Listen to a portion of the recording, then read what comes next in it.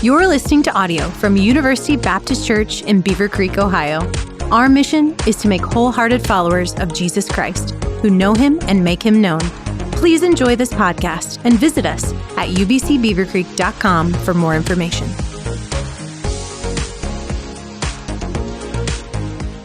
Welcome to UBC Talking Points. Our purpose is to make wholehearted followers of Jesus Christ who know him and make him known through ministry and theological conversations. This is the second episode of a new sub-series, Stories from the Field. In this series, we want to hear from and highlight our local and global missions. Today's Stories from the Field episode will highlight our recent trip to Namibia to serve our mission partners, the Bonds. I'm your host today, Jen Hart, and I am here with some of the team that traveled to Namibia, Sharon Kerestes, Pastor Jim Corbin, Pastor Jason Wing, and Eric Mishne. Welcome. Thanks for joining me. That's great to be here, for sure. It's a pleasure. Yeah, thanks. Well, we know that you were able to go and support one of our UBC-supported missionaries, and UBC supports 18 missionaries currently, 3 of whom have been designated as our mission partners. Jim, can you tell us a little bit more about UBC's mission partners and the vision for helping them on the field? Yes, that's a good question. So we have 3, what we'll call our partners, and the idea is we're trying to walk families into going on mission. So we have one which is in South America, cultural, it's kind of close to ours. Families can go. And that would be down in Argentina with Pastor Fabian. And then when we go to Africa, which is where we just came back from with the Bonds, it's a little bit harder of a culture, but it's still families can go. And then for those that want to get a little bit more adventurous, we have South Asia, which is in the 1040 window. So that's the window where there's more of the unreached and the unengaged people groups. So there you have a 91% Muslim country that we're going into. So it's a way to work with 3 partners and then allow people to scale up and to see how they're going to be used on missions. Well, and I know UBC has the opportunity to offer several different short-term mission trips throughout the year. Most don't go on all of the trips, but Jim, it's been hard to keep you on the continent long enough to be able to hear about some of these trips. I know that you spent about a month in the continent of Africa recently and then are headed out tomorrow, Lord willing, for Argentina. So we're glad we were able to catch a few minutes with you to hear about how the trips have been going. Oh, thanks. So tell us a little bit about Namibia, the travel to get there, what that process was like. Where is it located for some of our young listeners who might want to know more about the world? Yeah, so I'll jump in on this one. So Namibia is basically towards the southern tip of Africa. If you think of like South Africa being the southernmost tip, then, basically one country up and to the west is where Namibia is. And that's its geographical location. You think about it like politically, I think they became an autonomous country like in the 90s, right? Oh. In the 90s. And so they're relatively new as an independent country, kind of figuring things out. When we think of Africa, I think most of us automatically think of, African-American dark-skinned people. And of course that is like part of Africa, but also highly influenced by Germans. And so it's kind of surprising in some parts of Africa, you have light-skinned people too. And so just kind of, I would say highly westernized. I tell people all the time that basically Namibia is kind of like Africa for rookies. That's, so they speak English, right, as the national language. Yes. Christianity is the national language.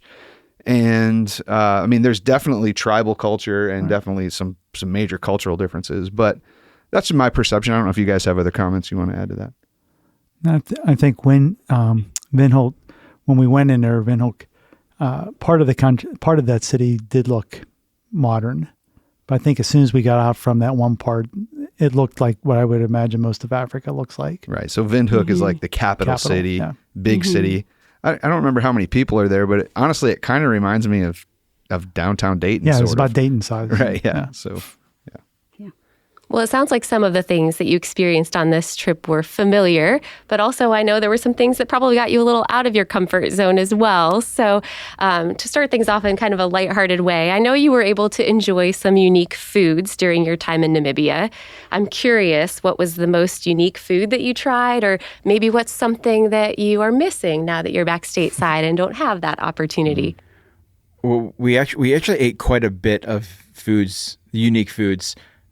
I think the most unique is probably the Mupani worms. I think we would all say it's a standout. That's literally a grub. Yeah, they're like gross. it's the size of your thumb when it's alive, and then they kill it and gut it and they're colorful, cook it. right? Aren't they? They're a gorgeous grub. Yeah, I agree. If a grub can be gorgeous. Yeah. But and then they cooked them and they were like you ate them and they were really salty and kind of chewy.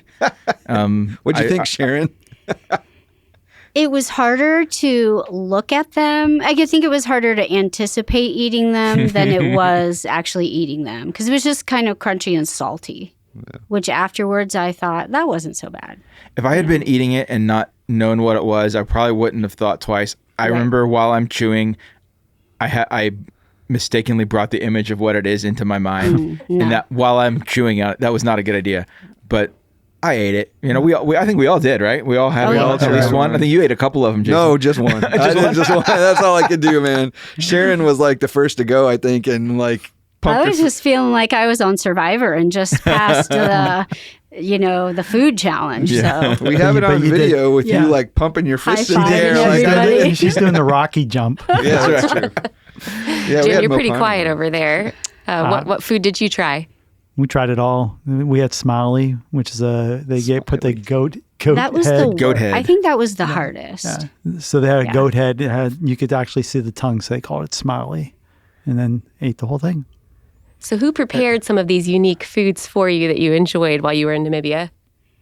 So the Bonds and people from the church, the meal where we tried all these different things, they kept referring to, we're going to treat you to a traditional meal.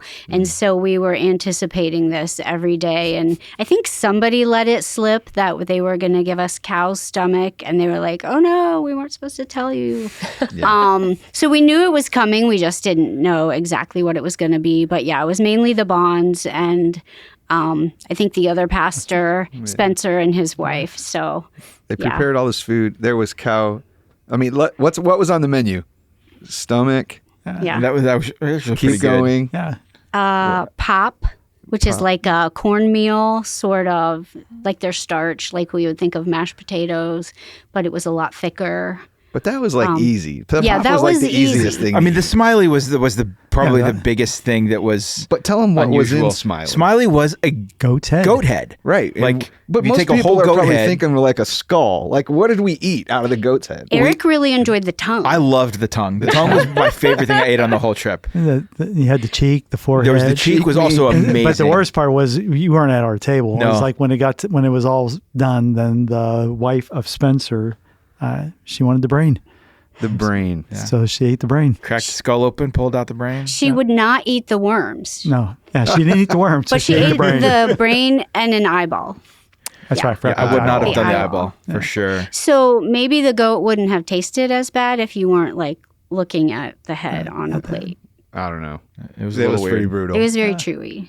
None of had us hooves, got. None of too. us got. Oh yeah, the feet. Yeah, the feet. That's what I got the first time. Yeah. I took a hoof, put it on my plate, not realizing it was a hoof. I thought it was just a chunk of meat, and I'm like, oh wait, there's bones down the middle of this thing. Looks What like is some this? like toenails or something. Yeah, it was. Dude, it was so weird. It was a good experience. I'm so glad to have eaten it. Yep. Probably wouldn't again, except for the tongue and the cheek. Those were delicious. And none of us got sick. None of us of got us sick. got sick. Right. So maybe one of these unique foods is going to be on this list, but what was the best thing that you had to eat during your time in Namibia? That is easy for me because I keep thinking about it. The kapana.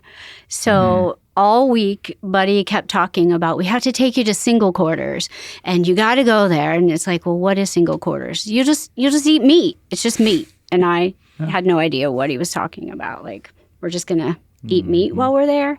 So it was this, you guys can help me remember, like kind of like this open air market.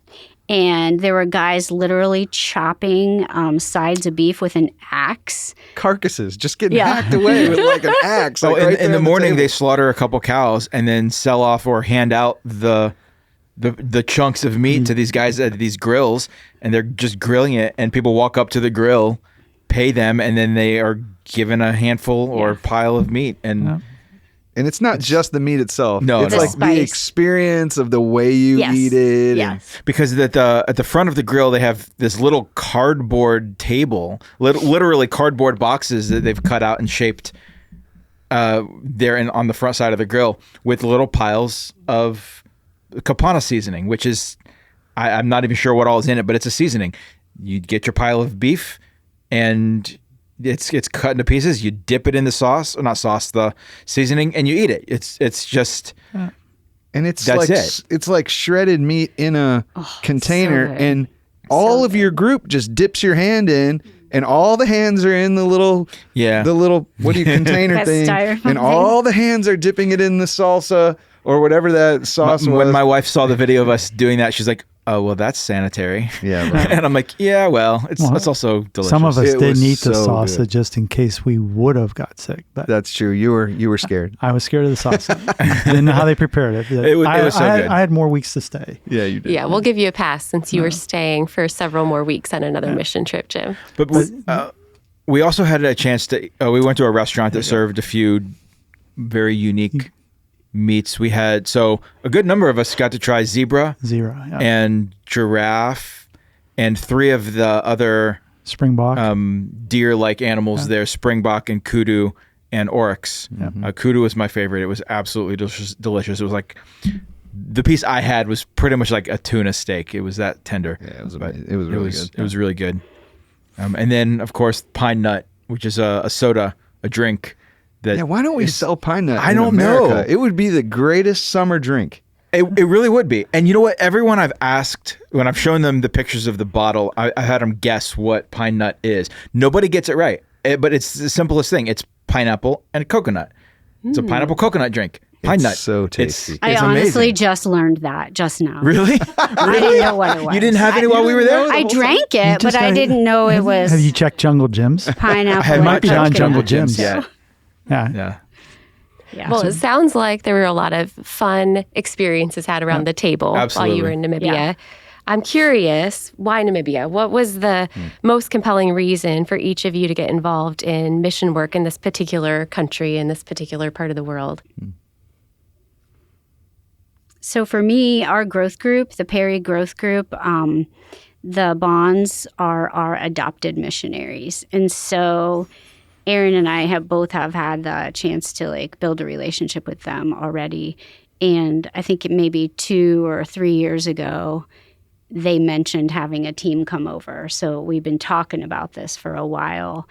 And one of the things that Buddy had wanted to do was set up a church library. So as a librarian, that was like, oh, I can actually use my skills to come over there and help you guys out. So there was that whole project. It just seemed like, yeah, I'm going to go do this and support them, get to know their ministry a little bit better, instead of just hearing about it, actually go and come alongside them and experience it. Sharon, you mentioned that your growth group has had a special relationship with the Bonds over the last several years. Tell us a little bit about some ways that your growth group has creatively deepened connections with the Bonds across the miles, too. Yeah, so at first we just did Zoom calls, Zoom visits, just to kind of get to know each other a little bit better. And they're on our Slack group, so they can see what's going on with us. We share pictures and stories and updates of everyday life, and then especially prayer requests. So there was a time not too long ago where they messaged us. It was kind of later at night where somebody is actually trying to break into their house and their alarm went off. And so they sent that request out to us to pray for them and just kind of in the aftermath of that situation. So that has, I think, helped us drawn closer together to be able to support each other in prayer. But then when they came to visit, Buddy's from Xenia, so they had spent a lot of time in this area. We had a bonfire, B-O-N fire, not a B-A-H-U-N fire. So we did that with them.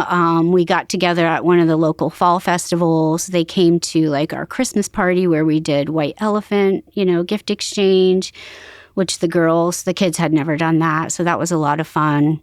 And just this past Christmas, we all created videos for them to do a countdown to the 12 days of Christmas. And so there's just been a lot of, unique and fun things that we try to do to get to know them better. Well, it sounds like that's been a blessing both to the bonds and to the members of your growth group to feel really like they have a personal relationship with one of our missionaries. I think their kids were disappointed that none of the Perry kids came over on the trip. So they had to settle for adults this time, but I think the Perry boys are hoping to make the next trip. Nice. Maybe that some people in growth groups at UBC that don't have an adopted missionary are listening to this and interested in making a connection like that as well with one of our other missionaries. Thanks for sharing. How about for the rest of you? What led you to go on this trip this summer? For me, it was kind of it was really just God put this trip in line for me to be able to go on. I was feeling led. I guess it was last fall. I was feeling led and called to go on some sort of a trip this upcoming, or at that point, this upcoming summer. And so I attended a couple of the meetings about potential trips. And honestly, this was the only one that fit the schedule based on stuff that I already had planned for the summer. So it kind of made my decision easy / God made my decision of which trip to go on easy. And so for me, it was, circumstance / divine intervention that made this trip be the one that I go on. The Lord can work in those practical things to guide and direct us. Jason, how about you? Yeah, I would say for me, I've been wanting to go back to Namibia for a while. I went 20 years ago, and the Lord really worked in my heart in some special ways there. So I've been wanting to go back for a while. Buddy and I are friends, so we've talked about me going back. But what really motivated me was how the Lord worked in my heart during our Mission Sunday. Jim, when did we do Mission Sunday this last time? In October. October? Yep. So in October, we had Mission Sunday. Jim was talking about casting vision for missions and asking us to pray about going on certain trips. And I just remember like really turning over and talking to Rachel and being like, I think the Lord wants me to go to Namibia this year. And it was like, great. Like it didn't even take a long time. She was supportive and was ready to go. So, I just sensed God's leading during that Mission Sunday. You mentioned that you had been to Namibia before. What was it like to return and just see how God had been at work in this region? Yeah, well, first of all, it was good for me to return because, after 20 years, you kind of like forget certain things, right? So going back, there were some things that were familiar. But on this trip, we stayed in the city of Windhoek. 20 years ago, we actually stayed in one of the smaller cities kind of on the outskirts of Windhoek. How far away? The city where I stayed last time is called Okahanja. How far away is Okahanja from? I think it was 45 minutes to an hour drive when we went out there. Yeah. So 45-minute drive out. So it was really special on this trip. One day, Buddy took us on that drive, and we went back into Okahanja, and I saw the community center where we stayed. I was able to see the place where there was like a wood carvers market where we would hang out and interact 20 years ago.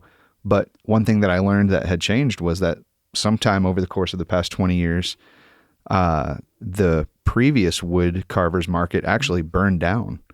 And so they had to rebuild that. And so the wood carvers market we went to this time was different than the one that I went to before.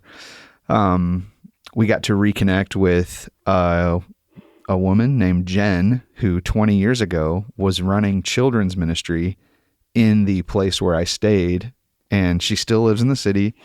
She moved for a while to the United States and now has moved back home to Windhoek. And so we got to reconnect with her and have dinner. It was just really special to hear her testimony of what the Lord has been doing in her life for 20 years. And I think maybe the most powerful thing for me was thinking, okay, 20 years ago when I was there was this girl who was a student in the high school where we were teaching. And her name was Julia.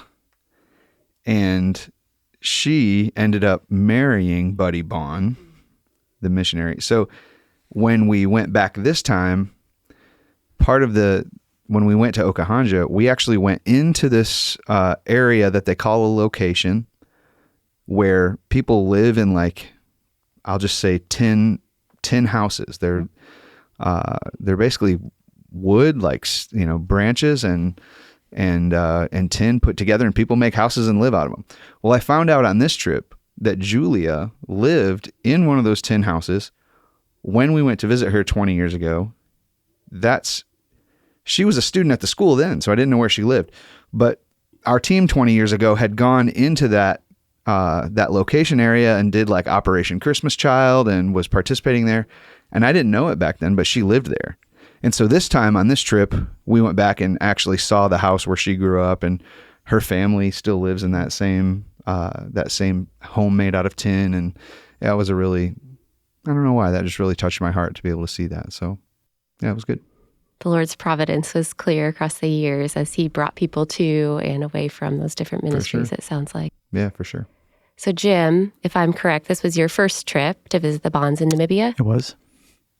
Yeah, so for me, it was more of a vision trip as well. So when I'm going on these trips, especially with the partners that we're trying to work with, so I'm trying to figure out how they're doing church planning. How could we, as University Baptist Church here in Beaver Creek, come alongside a local church in another culture and help them spread the gospel?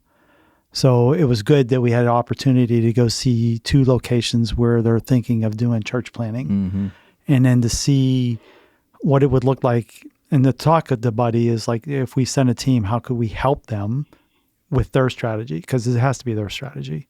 Because with the short-term trip, we're just like this trip, we're in and out in a little over a week.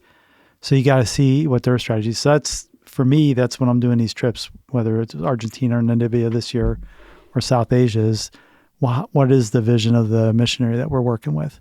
And can we then have our members and regular attenders go on a trip so they can experience God moving in another culture? So as I'm hearing some of your stories, it's clear that fellowship was a big purpose of this trip. You were able to be encouraged by and encourage the bonds in their ministry. What were some other things that you were able to do while you were there? Sharon, you mentioned some work with the library potentially. Tell us a little bit about what kept you busy other than some of the interesting dining experiences. So the library was really a room. They had a vision for a library. It was a room that was kind of half storage, half Sunday school room. So initially it was cleaning everything out, prepping the walls, painting, and then Aaron and Eric and Jim for a little while. You built a little bit. No. The first day. painted, you got a I splinter. I painted, yeah. You got a splinter. Oh, yeah, it's true. It's mostly out now, by the way. Still a little bit in there. So it was getting the room ready to be a library. So there was no shelves, nothing. And so I think that probably took longer than we were expecting it to take. I think we thought the shelves would go up quicker and, so things don't always go as planned. So we didn't really get the books ready to be checked out by the church members yet. On the last day that I was there, so I had brought some books over that I got at our library at a book sale, and they have books that both pastors are going to donate. So they've been collecting books too. So we talked through different ways to get the books ready, how they're going to check them out, how they're going to label them, and all these different kinds of things. So that was more of just planning and trying to figure out a system that would meet their needs really well. And then we're still communicating now about some procedures and things like that. So, but we put the books on the shelf, and Buddy's like, we want to leave this here to encourage the church that this is something that we've been talking about for a long time.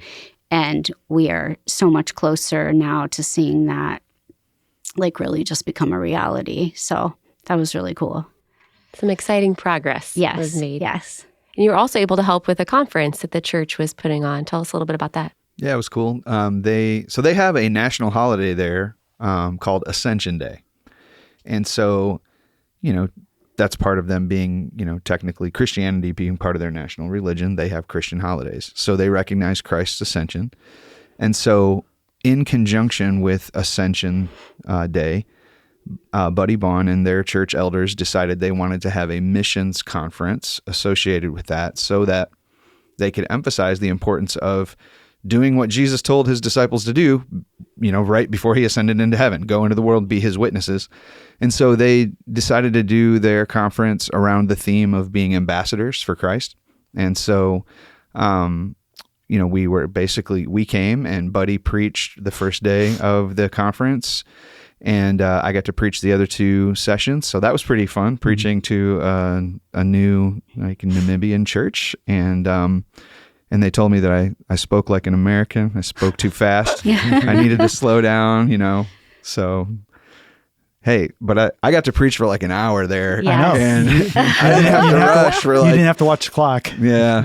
So, anyways, that's all I'll say about that. But it was great. That was part of the conference. And then part of that conference was, doing the teaching on being ambassadors for Christ, but then actually going out in the community and doing essentially like evangelism in the small nearby communities where they intend to plant churches.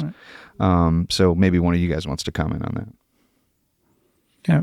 Good. You want to do? Yeah, sure. So I was in there was a group of us that went to another one of the locations that Jason mentioned earlier. That's just 10 huts, really. I mean, house is a generous term, at least the way we think of a house. Right. For them it was home, and that for me was one of the biggest revelations or realizations I had, just the amount of poverty.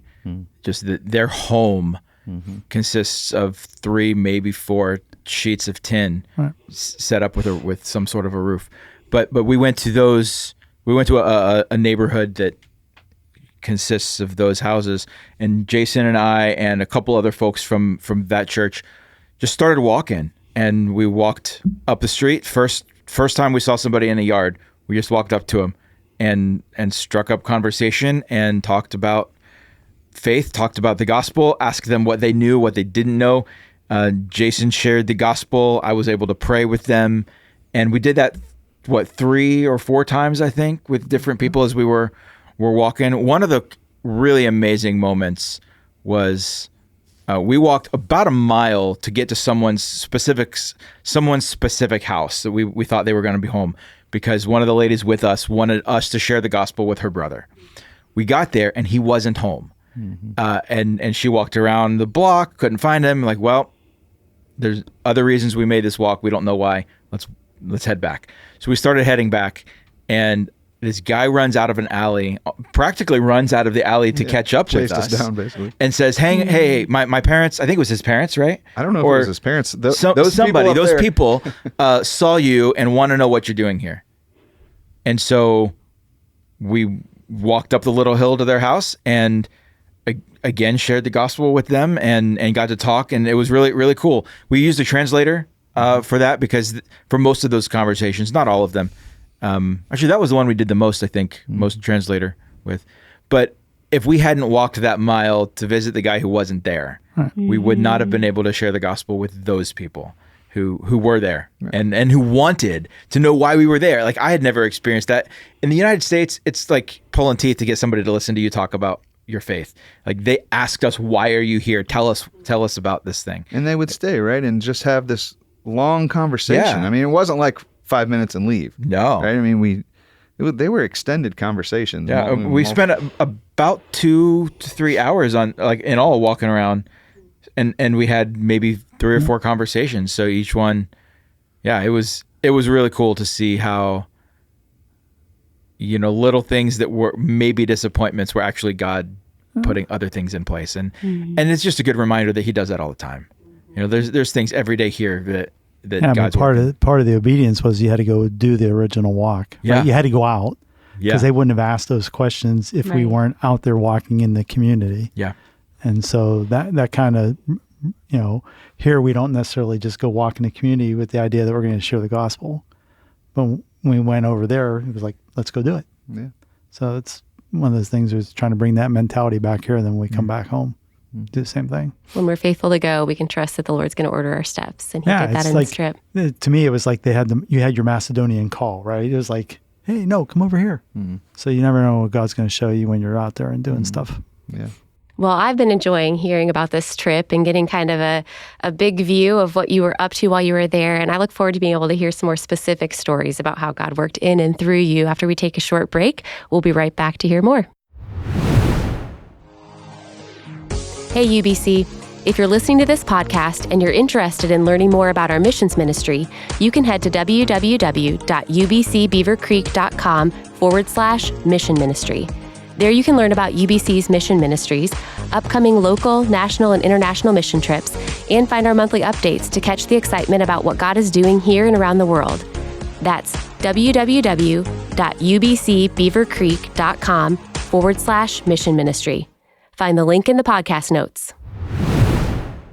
Welcome back. We are here with the Namibia team, hearing about some of their adventures and challenges in the field recently on their trip. And I'm curious, what are some ways that you saw God work specifically on this trip, maybe through an experience that you had? I know on missions trips, we have the opportunity for God to work through us, but he also works in us in unique ways. So what are some ways that God moved in your life while you were there? Yeah, who wants to go first on this one? Yeah, like I mentioned earlier about being in the location with the neighborhood that is just has so much poverty. I had never seen poverty like that before. The closest would be seeing homeless people, in downtown spaces in the U.S. But at that scale, I had never seen that before, and that really struck me just from a human perspective. That put a lot of perspective on my life, and I think that God will certainly, and it is certainly using that to, maybe check some of my feelings of myself, right? Some selfishness that we can all tend to fall into, but like, Eric, you need to be happy with what you have. And we were, I remember Aaron and I, one of the folks that we were seeing, the kids were on the ground in a pile of dirt playing a game, and their game was a empty Coke bottle they'd filled half up with sand. They were flipping it to try to get it to stand upright. That was their game. And they were doing that when we got there. And 30 minutes later, they were doing that when we left. That's just, they were playing a game. And that perspective of what life can be like was both heartbreaking, but also encouraging, because I'm not going to assume what's going on in their hearts or minds, but they seemed a lot more satisfied with that game than I do with stuff that I have. And that was convicting in a lot of ways. And, my prayer is that experiences like that, perspective like that, helps me have a better understanding of my place in the world, and just a gratefulness. I think grateful is probably the best word for that, how grateful I am to God that he's blessed me so much, but also just gratefulness for life. So that's one of the ways that I saw God working and can see God working in me personally. But there's also, the idea, it's hard for me to sometimes say God worked through us here and there, especially when we're in the moment. I think a lot of those things that we experienced, we might not ever see the outcome or won't till years later. Like the trip that Jason was talking about 20 years ago, the impacts that he had there, he didn't even realize some of those relationships and connections and impacts of that trip till 20 years later, right? And so it's exciting sometimes, at least for me, it's exciting to have gone on this trip, done things that I can know I visibly served this church. I don't exactly know what the specific impact is or will be. And that is exciting because I know and I have faith and I trust that was impactful. And not seeing it is, for me, part of the joy of it. Well, that's part of how God works in you, right? Because, hope seen is not hope.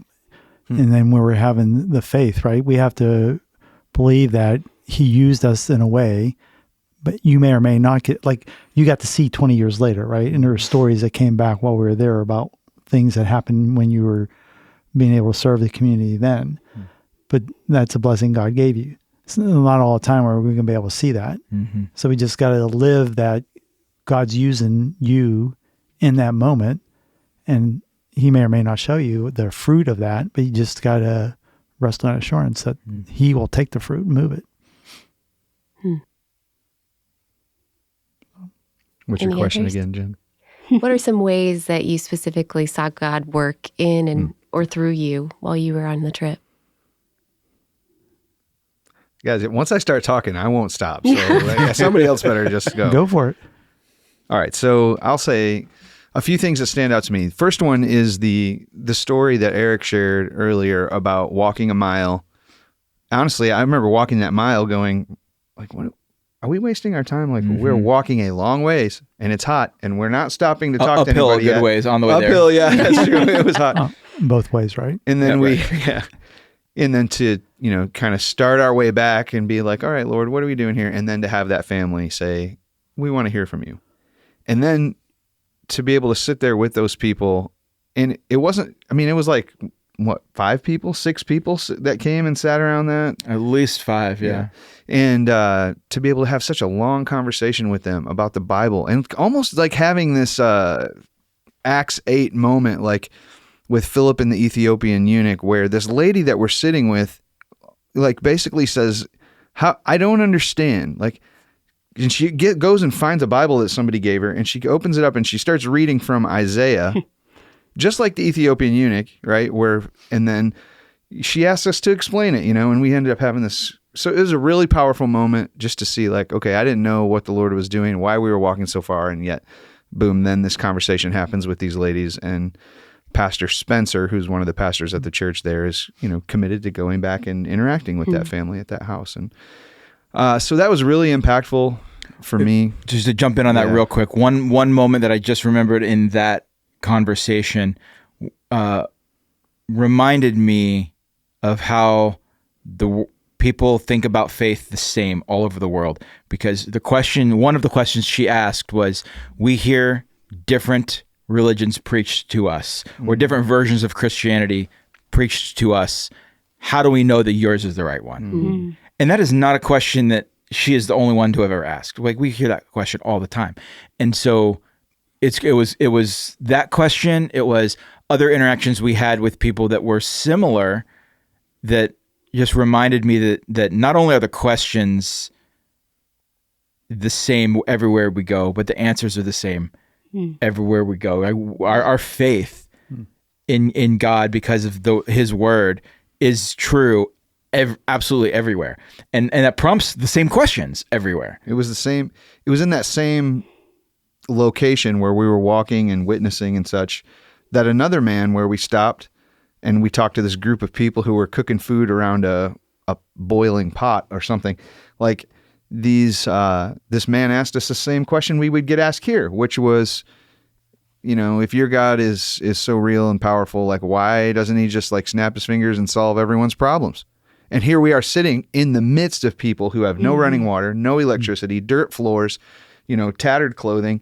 They have nothing. And that guy, who actually has a totally different, much more difficult life than we have here in America, is asking the same question that Americans ask.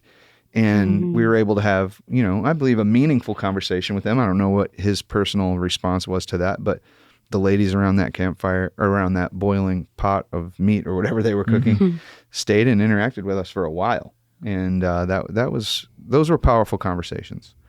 I think the other thing really that the Lord did in me while I was there, I'll say 2 more things on this. The first one is just excited me for the potential of us to partner with Buddy Bond's church to see churches planted out and around the city of Windhoek. And I think for the listener here, a listener might be wondering, well, what was the purpose of this trip? Again, Jim mentioned it earlier, but the purpose of our trip was to see, is this really a church we could partner with for evangelism and church planting? And do we want to kind of long-term work with them and send teams over to help towards those things? And so to be able to go into these areas and see, man, the gospel could go forward here. Churches could be started here.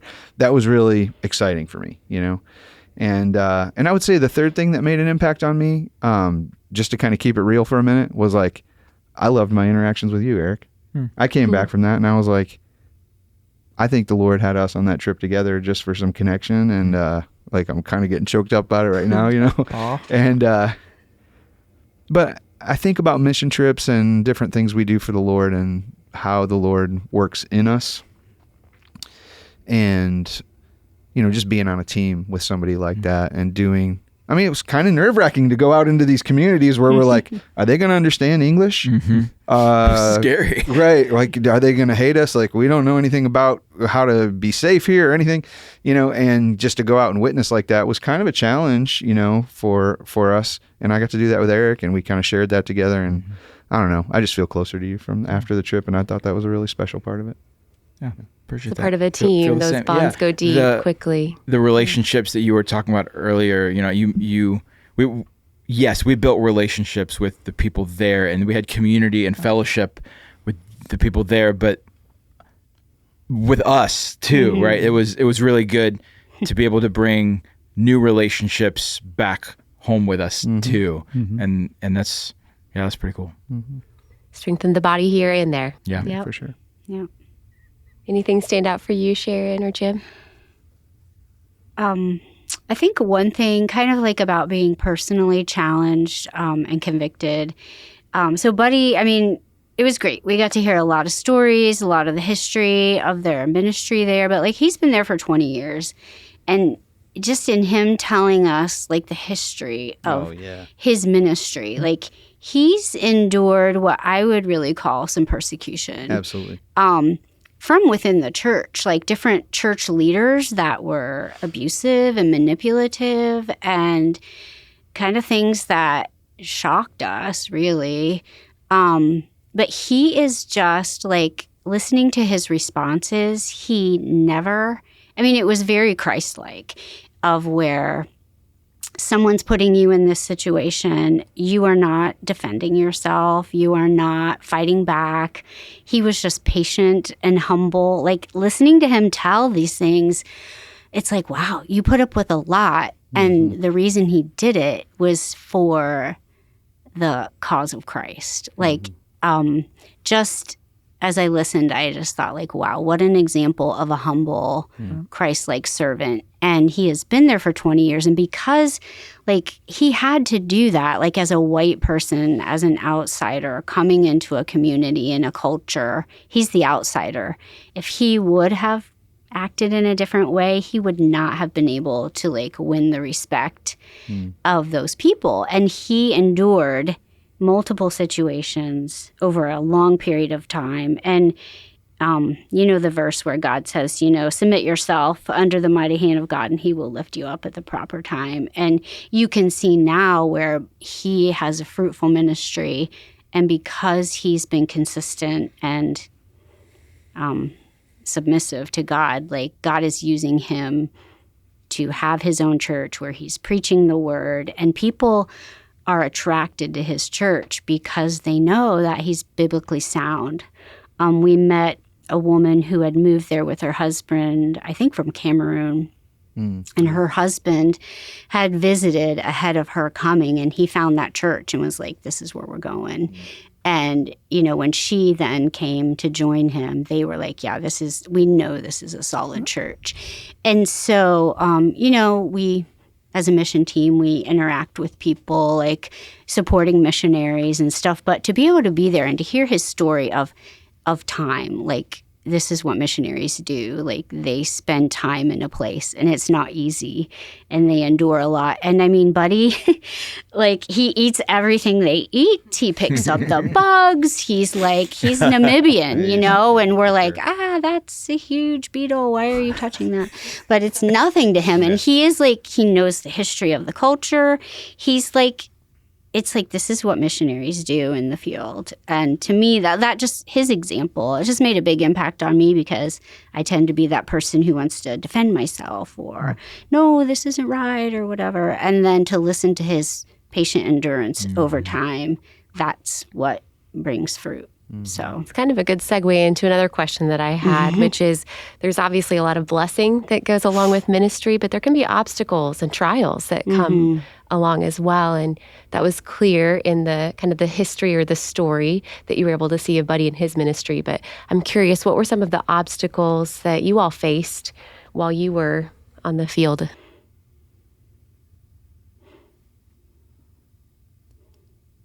Well, I don't know if there are obstacles per se, but anytime you do a mission trip, it takes time to get there, right? And so, airports, planes, flights, and then you get there, you're tired. So it seems like that could be an obstacle, which it is to some extent. But I think I'm going to go back to what Sharon said too a little bit. Like the other thing about being there and with Buddy, because you said something about like his church. I don't want the listener to think that Buddy had a large church. It's like he's been there, plugging away. Mm-hmm. And you're talking about a church now, it's 50 to 60 people. But he's faithfully been doing that then for the 20 years. But the other thing that struck me is when he said, like, we were the first team that came to serve them. And that caught me by surprise. Yeah.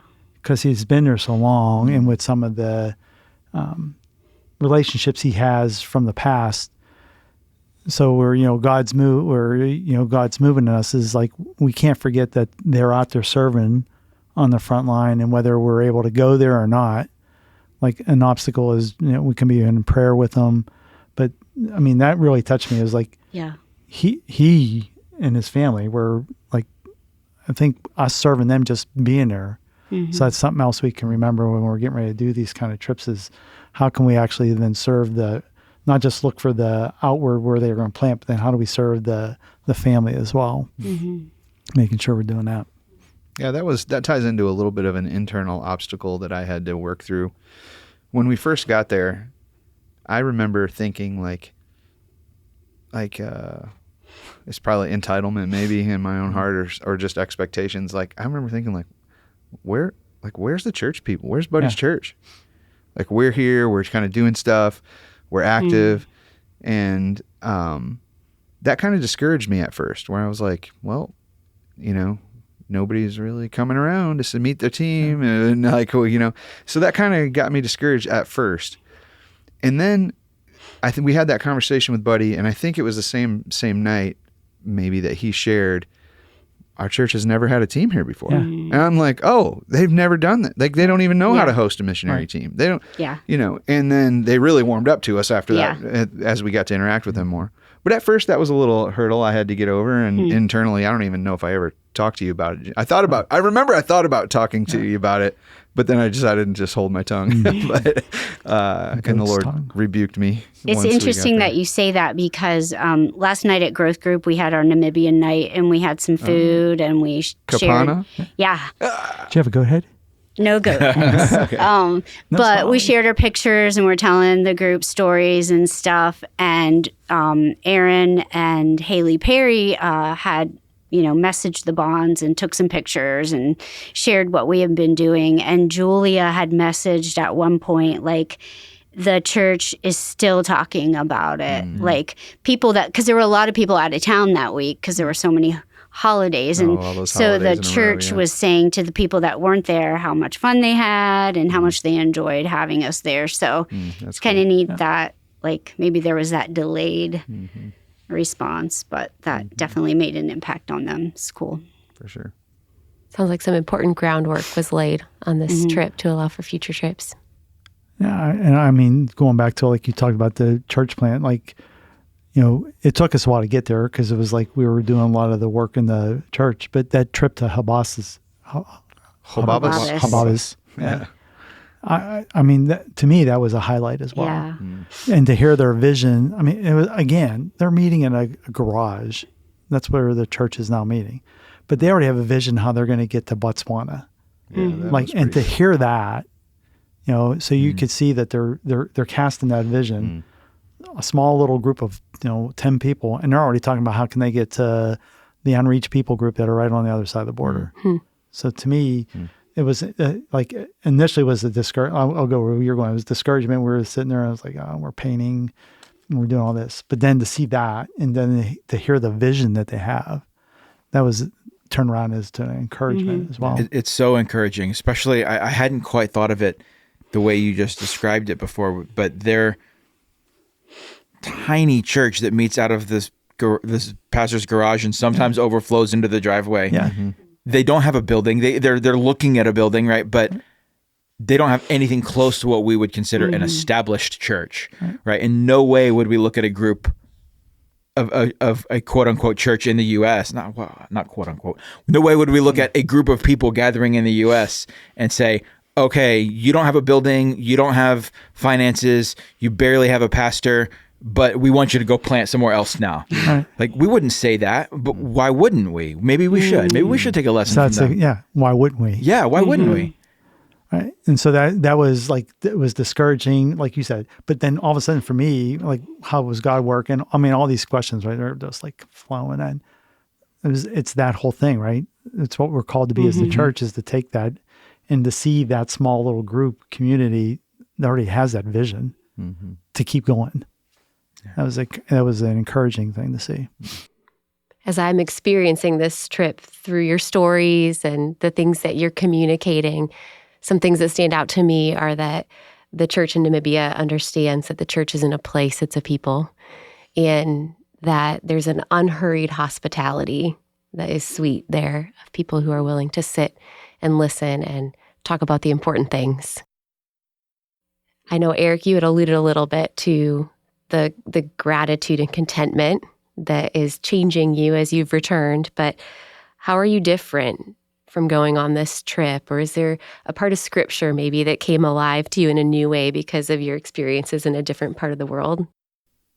I think at least I'll go first on this one. For me, one thing's definitely changed is, when Rachel and I first got married and started having kids, and honestly, just the fears that come with like what would happen if something happened to me if I was overseas, and, Rachel would be, stuck without a husband, raising 4 kids, and like all that stuff was a fear that we had to work through. And then this year to be able to start to travel more internationally and to go on this mission trip in particular, I think one of the things that's changed is it's just basically helped me and Rachel just trust the Lord and be like, if the Lord calls us to go on a trip, and, we trust him that was the step to take. And I think we just feel more free to do what the Lord leads us to do when it comes to international missions. Jim, Sharon, anything for you that stands out? I think, because I've been on a couple mission trips before, but I think anytime I do that, learning and experiencing a different culture adjusts your perspective, kind of like what you were referring to, Eric, but even just a little coming back. And you are more appreciative of things like, hearing about the fact that, their healthcare, their police force, things that we take for granted here, we might complain about, like, why doesn't this work better? Like, the way it works there, it's just, they have to put up with a whole lot more. Like, there's corruption, there's things like that. So you appreciate what you have here, but it also, for me, to like just letting the things of this world just a little bit more loosely. And even Buddy's church, it's a great church, but probably in America, we would expect to have a lot more comforts or just things like that, even in our church. And it's like just looking at just different perspective every time I come back on what do I need, what, like just letting go of the things of this world just a little bit more. So, yeah. I'd say over the last couple of years, or however many years I've been doing this, like going back to what you were talking about, working through fears. Like, I think doing these trips and seeing things, don't be anxious about anything. I think I can pretty much walk in that now. I just, I would say 20 years ago, I was real type A.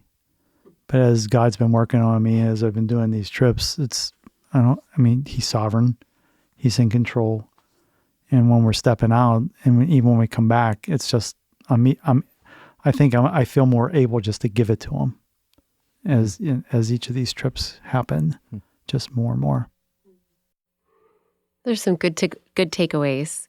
I know you'd mentioned that this trip was a little unique in the fact that it was a vision trip to determine what may come next, but it sounds as though the Lord knew what skills were needed for this particular trip. How did he equip the group that was there for this time uniquely with the skills and training that you had to serve on this trip? Aaron Perry was amazing. The building of the shelves and the little repairs we did around the church would not be nearly as good as without Aaron. Or the sound system that we Aaron put in. But for those that are listening, and you can't really cut this part out, if you need paint trim work, I know a Pastor Jason that's really good at cutting in along ceilings.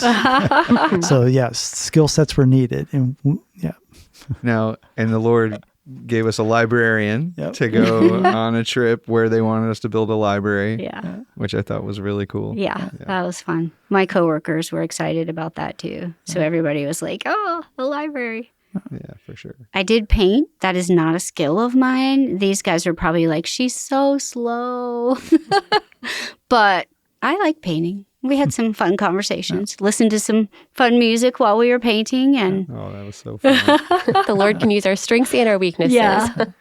No, Jim's passion, I honestly, just to kind of like Jim's passion for the nations and for personal evangelism, like it was, I don't know, Jim, it's like the Lord has just gifted you with this mission zeal and ability to just go and do and just feel comfortable. Like, I don't know. I'm just glad that your giftedness was on display on that trip. And also being gifted in the skills it takes to lead a trip. Yeah. Like that. Definitely. You know, I know what it's like to lead a group and not be appreciated. I hope you feel appreciated for your leadership. Oh. Like you really did. When we talk about the lack of like overt challenges, logistically the trip went really smoothly, and you're to credit for that. So, on the way home, no one carried my bag. No, I'm kidding. Jason did, but he was able to go to a coffee shop. I'm by just himself. teasing. I'm teasing. So you guys, you guys helped him. Thank you guys for helping me not get lost in the airport. You guys are wonderfully gifted. You were a pro by the end. Rachel is grateful you got home safely. I appreciate that. But there was also, besides doing a casting, it was also training. So ideally, it's not just on Jim, right? So Aaron and Sharon, it was like a training trip for them. And so hopefully we do like a second training. But ideally, we're building up within the church then others that are going to be able to just go on these trips and lead, so that we have, the nations, right? There's many nations that need to hear. And I heard us say, Namibia is a Christian nation. Well, the United States is a Christian nation, but we know what that means, right? 50% are non-religious. And even in Namibia, as you walked around, there were many of them that didn't know Jesus, but they call themselves a Christian nation. So, it needs to get out there. Yeah. It's not just on us to do it, but we should be training up. And so the idea is you train up trip leaders that can take others, and you see it the first time, but then don't go a second time with me because you may be trained. So following up on Jim and his gift of evangelism, this was really cool when they were out in the villages, like Eric and Jason were talking about. Jim was in a different group, and he was using the 3 circles method, drawing in the dirt.